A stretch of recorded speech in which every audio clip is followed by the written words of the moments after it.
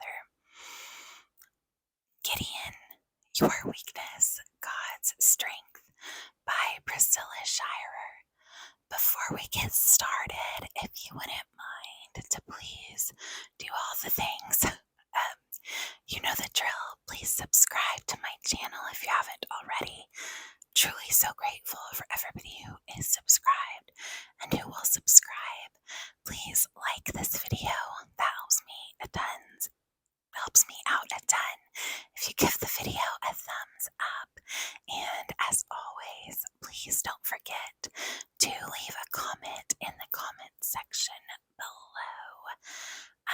Today's question of the day is, what is the best Bible study book you've ever studied? I think for me, the one in recent memory that sticks out is Trustworthy by Lisa Durkhurst. I'm not sure how to pronounce her name, but that's a really good one. If you are looking for any suggestions of Bible studies. Now, without further ado, let's jump right into the Bible study today. This is week 1, day 2, and the title is You Again. Fruit flies. They were swarming around the fruit bowl when my family and I returned from a week-long trip. Before we'd left, I'd worked hard to clean out the refrigerator, removing foods that might spoil while we were away. But I'd completely forgotten the fruit bowl in the center of our kitchen table. Now, we would pay the price. The pesky flies were everywhere, and even after the spoiled fruit was put into a trash bag and discarded on the curb, the flies lingered.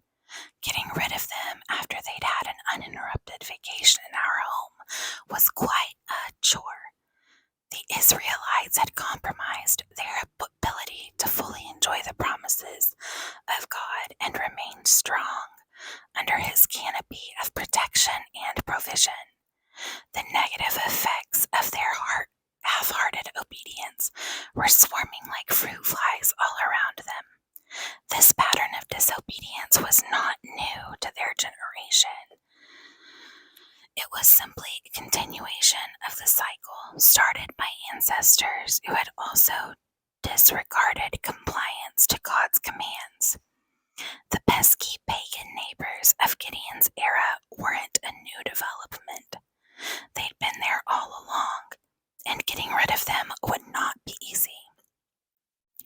And she poses a question for us here.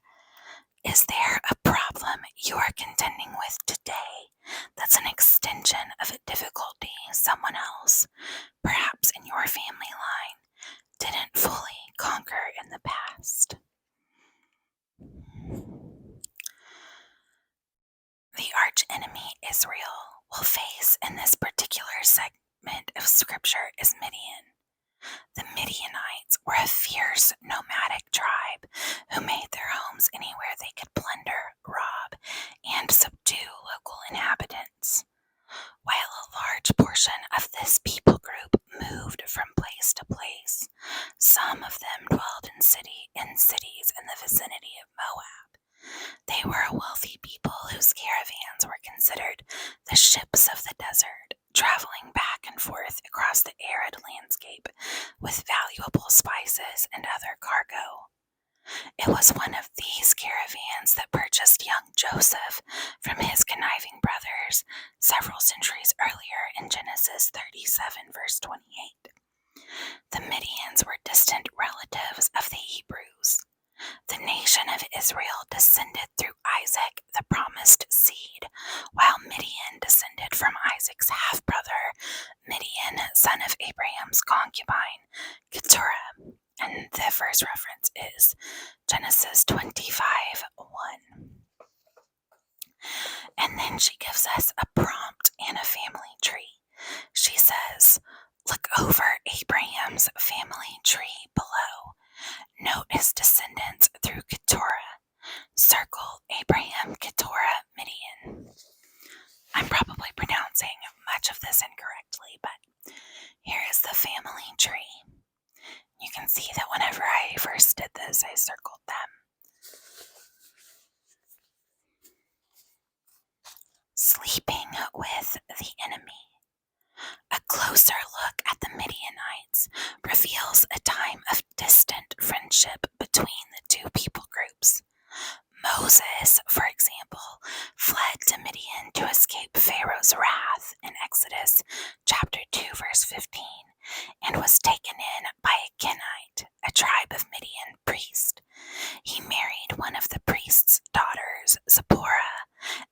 shepherded his father-in-law's flocks in the desert of Horeb for 40 years.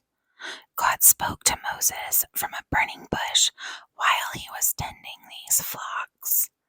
Moses later invited this Midian priest prince Jethro to join Israel's journey to the promised land. Many of Jethro's people accompanied them. The Lord's acts during the wilderness journey began to sway these pagan people toward a belief in Yahweh. The first reference is Exodus 18:10-12, but the influence was soon stunted, and the Midianites became a primary corrupter of Israel. Turn the page. Actually, I forgot to look in the margins, okay? Nothing in the margins on those pages. There is a little thing, it's not a question, but she's posed something to us here. In the margin, take note of the encounters between Israel and Midian, all the way back to the time of Abraham. Put an asterisk beside any unfamiliar scenarios and take time to study them when you can. Okay, so I am going to read to you these encounters and give you the verse references if you'd like to study them, okay? So the first one is Keturah bears Abraham's son Midian. Genesis 25:1-5. The next one says, Joseph was sold to Midianite travelers in Genesis 37:28. I will say on that one, I've written my own note on it, and I wrote Ishmaelites, ? Because I think my version says Ishmaelites, and so I was a little confused by that. I need to do further study. The next one is Midianites sold Joseph to Potiphar in Egypt. Genesis 37:36. The next, Moses marries a daughter of Midian, Zipporah, and tends her father's flock. Exodus chapters 2 and 3. The next one is Moses takes counsel from Jethro, a Midianite priest prince. Exodus 18:24. The next one, a portion of the tribe travels with Moses from Sinai toward the promised land. Numbers 10:29-36. And the last one, Israelites make war against Midianites. Numbers 31. Okay, back to the lesson. Sorry, let me get situated here. I'm definitely going to be out of frame, but why the history lesson? It may help us interpret the Hebrews' response to God's instructions near Moses' death concerning Midian and the persistence of Israel's troubles with Midian until Gideon's day. And then she asks us some questions. What did God tell Moses in Numbers chapter 31, verses 1-5? So let's find Numbers 31:1-5 here, and we'll read it together, making sure that my tiny mic has not died. 31:1-5. The Lord spoke to Moses, execute vengeance for the Israelites against the Midianites. After that, you will be gathered to your people. So Moses spoke to the people, equip some of your men for war. They will go against Midian to inflict the Lord's vengeance on them. Send 1,000 men to war from each Israelite tribe. So 1,000 were recruited from each Israelite tribe out of the thousands in Israel. 12,000 equipped for war. Moses sent, I went on too far. And then it It says, what did God tell Moses in Numbers 31, 1 through 5? He told him to avenge the people of Israel. The next question is, what did Israel do in response to this command? And the verse references here are Numbers 31, 7 through 15. Let's read these together. They waged war against Midian, as the Lord had commanded Moses, and killed every male. Along with the others slain by them, they killed the Midianite kings, Evi, Rechem, Zur, Hur, and Reba, the 5 kings of Midian.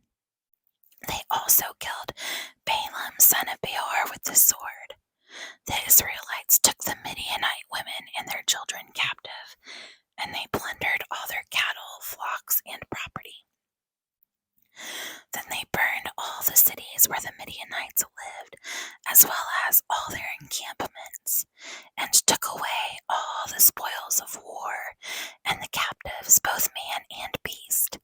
They brought the prisoners, animals, and spoils of war to Moses, Eleazar the priest, and the Israelite community at the camp on the plains of Moab by the Jordan across from Jericho. Moses, Eleazar the priest, and all the leaders of the community went to meet them outside the camp.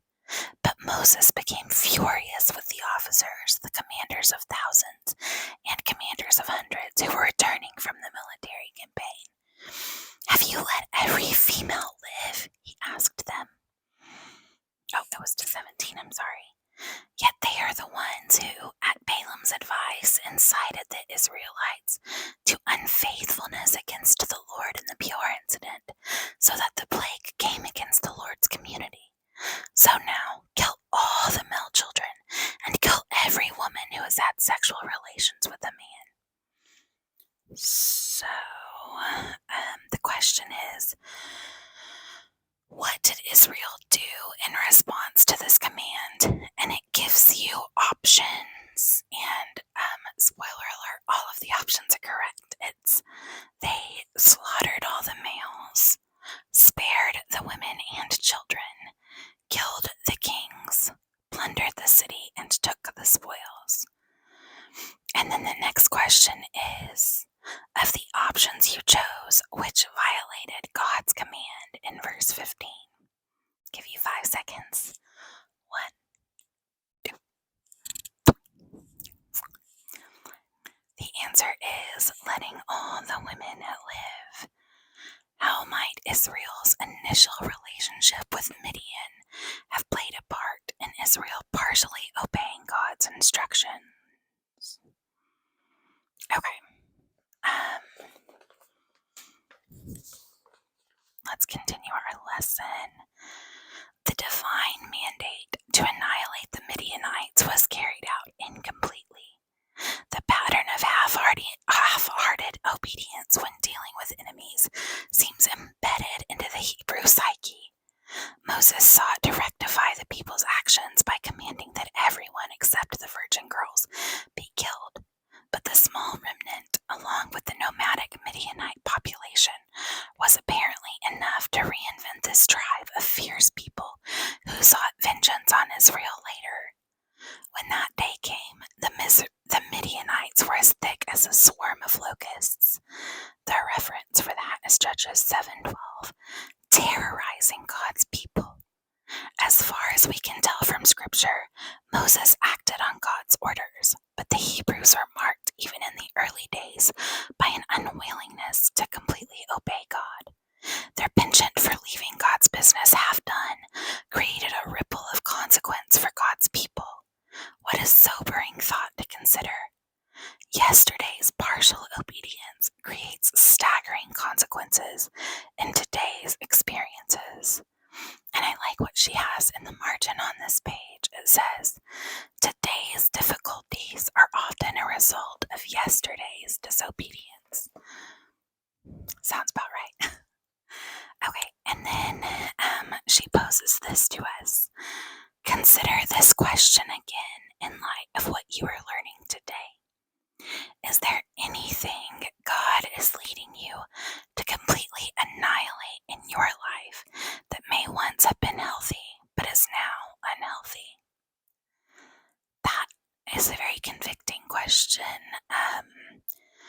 Again, my answer here is very super duper personal, so I'm not going to share, but you guys might have some of the same answers as me. And then here is a follow-up question. Feeling hesitant to follow through on God's instructions? Describe any past connections with the relationship or activity that make it difficult for you to completely end it. And then she poses a question if you're doing it in a group, like live, which maybe someday we could do, maybe one of these, we could do a YouTube live Bible study. Wouldn't that be fun? Anyways, it says, note the number of Midianite girls left alive in Moses' day. In Numbers 31:35, that is, and 32,000 people, all the females who had not had sexual relations with a man. So it was 32,000. And the number of Israel's troops gathered to combat the Midianites in Gideon's day. Judges 7:3. And spoiler alert, that one's also 32,000, but I'll go ahead and read it. I just licked my microphone. That's disgusting. I was trying to lick my fingers to turn the pages, and I guess I got confused. Okay, Judges 7:3. Now announce in the presence of the people, whoever is fearful and trembling may turn back and leave Mount Gilead. So 22,000 of the people turned back, but 10,000 remained. So in Gideon's day, it was 22,000 remain and 10,000 returned. So that total was 32,000. More than 150 years after Moses, Israel was facing the same enemy as before, who, according to Judges 6, wreaked havoc on them, destroying their crops and livestock. Like fruit flies left in rotten fruit, the Midianites weren't going to be easily eliminated. The question was whether God's people would seek his direction and heed his instructions. This was not the only time in history when the Israelites disobeyed God's initial instruction to destroy an enemy and then faced the resurgence of that enemy. And in the margin it says, the Old Testament is a vast collection of data and dates that can easily run together into one long, confusing package. For a better understanding of our study timeline, see Digging Deeper 2 on page 21. That one is a good one, but I think it will be hard to do. I can read it to you and show you real fast. It's an Old Testament timeline. Taking time to familiarize yourself with the progression from Abraham to the time that the judges ruled will be well worth the effort, my friend. It will help you understand not only Gideon's story, but the entire Bible. So grab a latte and spend a few minutes looking over the timeline below. As you do, think of other Bible characters and events you are familiar with from the Old Testament and how they fit into the timeline. Don't rush. Take your time and absorb the details. Note that scholars hold differing opinions about some of these dates. Don't be bothered if you find various variations in resources. This list gives you a sense of the period of the time involved. I'm not going to lie, stuff like this kind of overwhelms me a little bit, but it is important. Now look at the timeline below. Mark the date of Abraham's era and of the judges, and the era of the judges on the following timeline. I dropped the book. My goodness, I'm so sorry. Where were we? You can reference this page throughout your study. So I am going to show you that top timeline. Sorry, here you go. There's the timeline. Okay. Hopefully that was enough time to screenshot. Okay, let's go back to the lesson.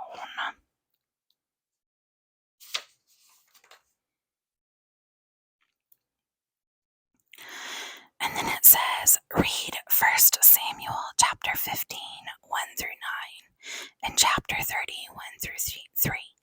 Then write 3 to 5 sentences about Israel's experience with the Amalekites. Answer these questions in your writing. Okay, so 1 Samuel 15, 1 through 9.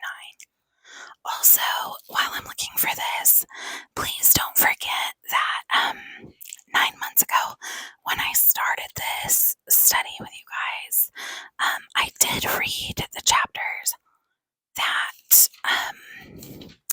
this study is based upon in Judges.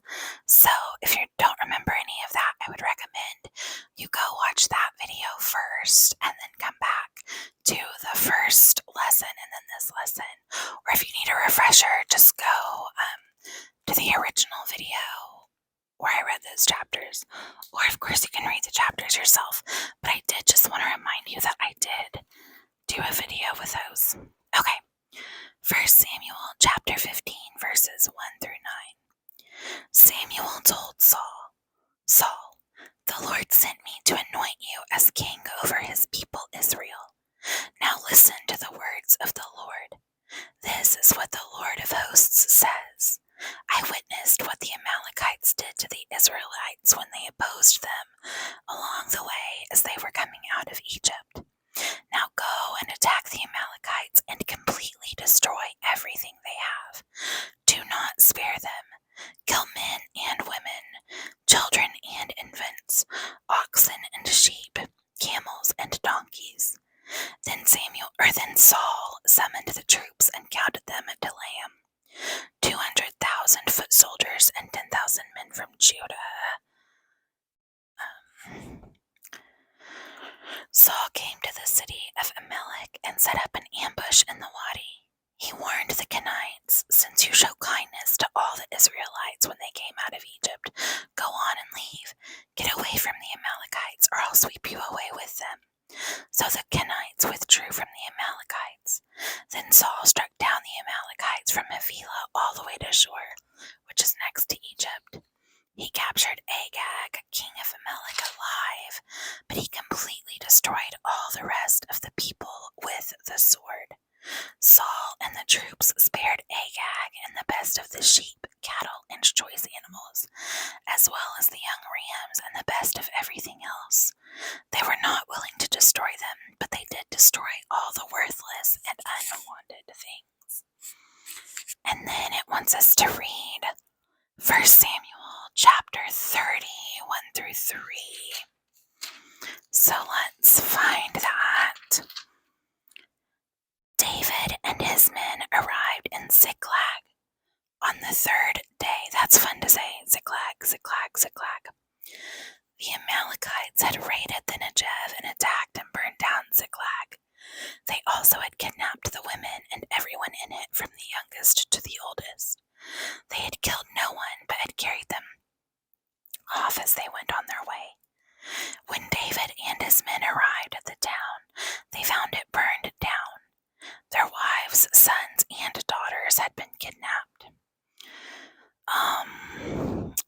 And then it says, then write 3 to 5 sentences about Israel's experience with the Amalekites. Answer these questions in your writing. And the questions are, what did God command his people to do?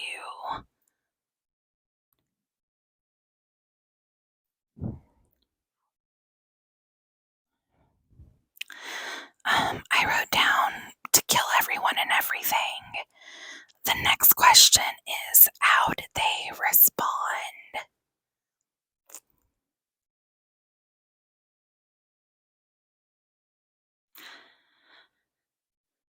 I wrote,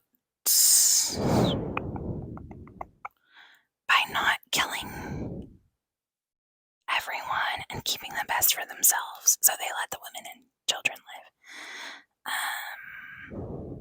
And they turned away from God. And then the next question is, what effect did the Amalekites have on Israel later on?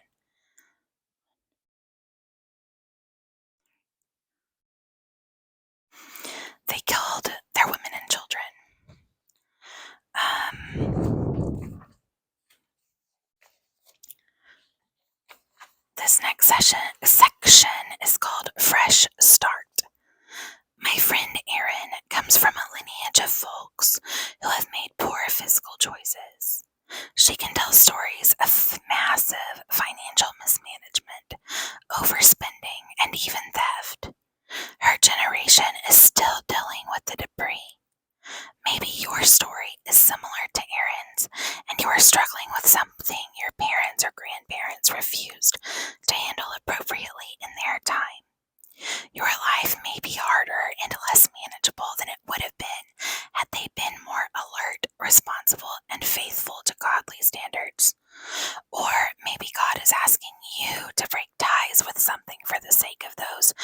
will follow in your family.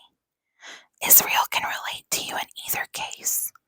Although their trouble with Midian began generations earlier, they were about to receive a holy summons to start fresh and build a new legacy.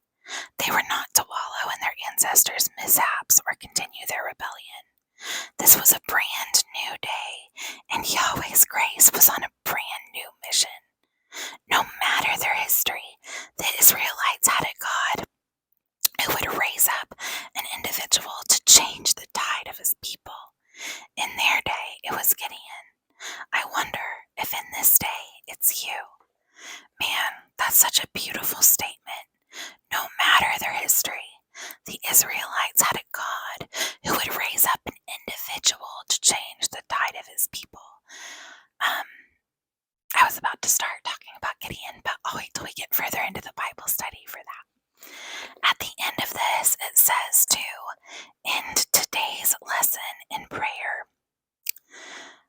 Ask him to reveal any resentment you may have from others' failures that have brought needless hardship into your life, and to give you the courage to forgive. Ask him to give you the spiritual sensitivity to hear his call and to obey him completely. Then choose to make today's decisions with tomorrow in mind. So that was week 1, day 2. I am looking forward to week 1, day 3 with you all. Hope you enjoyed and are learning lots just as I have. And yeah, that's the end. So you know the drill. God bless. Don't stress. Get some rest.